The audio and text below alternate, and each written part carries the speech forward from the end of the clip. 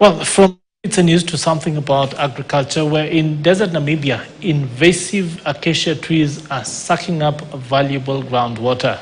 Now, farmers cut them down to make way for pasture for their livestock. But now, a company has found a novel way to use fungi to turn the trees that have been cut down into eco-friendly bricks. Now, Vitalio Angula has this story from Blackwater in Namibia. Hilma Nashandi grows fungi at Menace in Blackwater, just north of Namibia's capital, Windhoek. The company sells the mushrooms in retail shops, but the main product is underneath. The mushrooms, root-like mycelia, grow in a substrate of invasive acacia trees ground into sawdust. So the mycelium in the substrate form a bond. Mycelium now behaves like a glue that is binding the substrates together as it feeds on it. Now you have more of like a block. So it will require some strength for you to break it apart. Workers press the blocks into square bricks. They are baked for 12 hours to increase their strength and durability and left to cool for another 24 hours before they are ready to use. Hafeni Tata is the supervisor of the brick-making section at the Menace project. This is our finished product of extracting the brick. This is a very, very, very strong brick. It can weigh, its strength is about 35 MP, and it weighs about, as a finished product, it weighs about 13 kilograms. The finished bricks are tougher than concrete, Menace says. Gilbert Shava is an architect on the company's building prototype project. He says the bricks also provide good insulation, making them ideal for Namibia's hot summers and cold winters.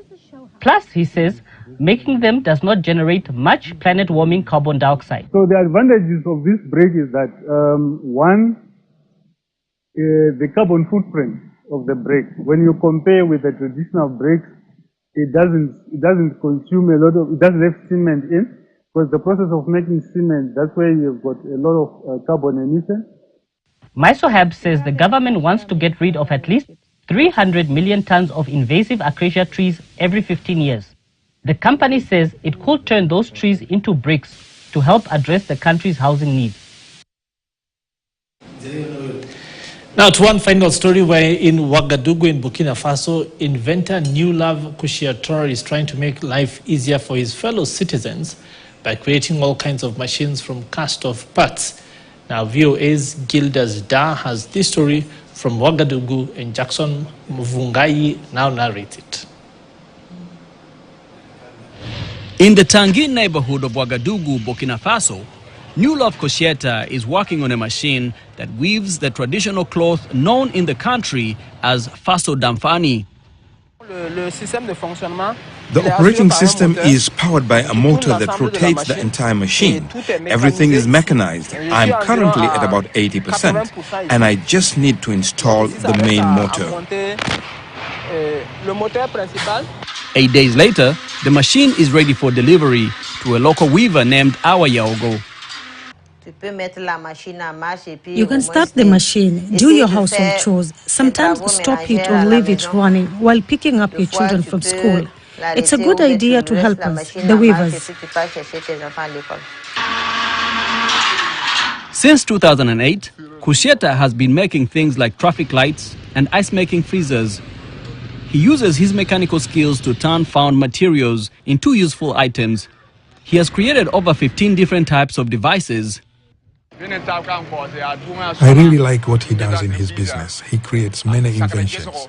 He also trains young people, makes machines for irrigating vegetable gardens, and does some welding too. He does almost everything. I'm proud of him. Kushiatora says he wants to expand even further and can do more.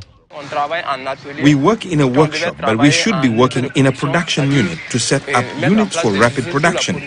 That's our current challenge. It's also a family business. His son, Feiko Kushiatora, also dreams big, like his father.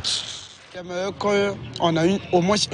would like us to have a production unit to create our machines in large quantities, to make at least 100 machines in a month, so that we can fulfill our orders.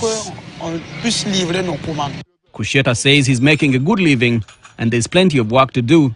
He even admits he sometimes has trouble delivering his inventions on time. To solve that problem, he wants to start sharing his engineering skills with young people so they can help him with the backlog of orders. African engineering at its best there.